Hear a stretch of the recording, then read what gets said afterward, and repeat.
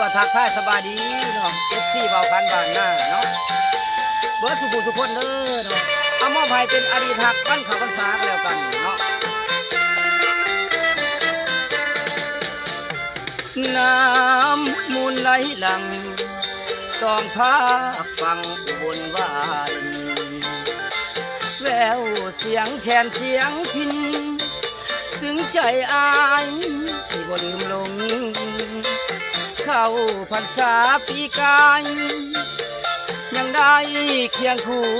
อานงแห่เทียนเป็นขบวนร้องส่งสองเฮายังคงรักกันชื่นบานแต่ในงานปีนี้ไม่มีน้องเจ้า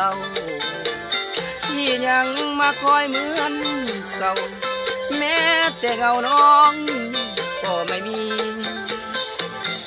นี่หรือใจคนสาวอุบลที่ว่าใจดีจากกันก็เพียง1 ปีแต่มาบัดนี้น้องลืมสัญญามองดูผ่าเห็นแต่เมฆาวังอายแทบจังรออยู่สู่เอ้ยสู่ต่างบ้านสั่งมาต้มดอกกันวันที่อายตั้งต่อมาดนบาดมาบนมาถึงสร้างบ่มานอเจ้าเสียงแค้นเฝ้าเขาเหตุเทียนเข้าพรรษาแววผู้หลังมาเหมือนเสียงสั่งจากสาวอุบลเหมือนบอกว่าเขาลืมเราแล้ว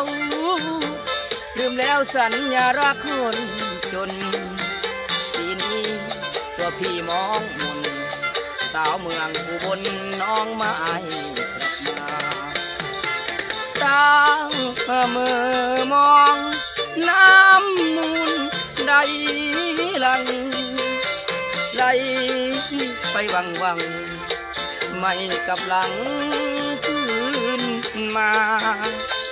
น้องก็คงเหมือนกันใจเจ้านั้นเหมือนสายทารารักเราวันเข้าพรรษาเดี๋ยวนี้มาเป็นอดีตแล้วใจคนเดือดผู้สาวเมืองบัวบานบ้านพี่น้องแสนซึ้งเจ้าคือบ่คือพอคำเว้าต่อกันจากมือนั้นจนมาโหดมือนี้พี่บ่เปลี่ยนแปลงไปแต่บ่ใจของนางสร้างมาโอ้ยลืมอายอธิมาขอขอบใจเด้อเนาะขอบใจบุตรสุขุสุขคนเนาะ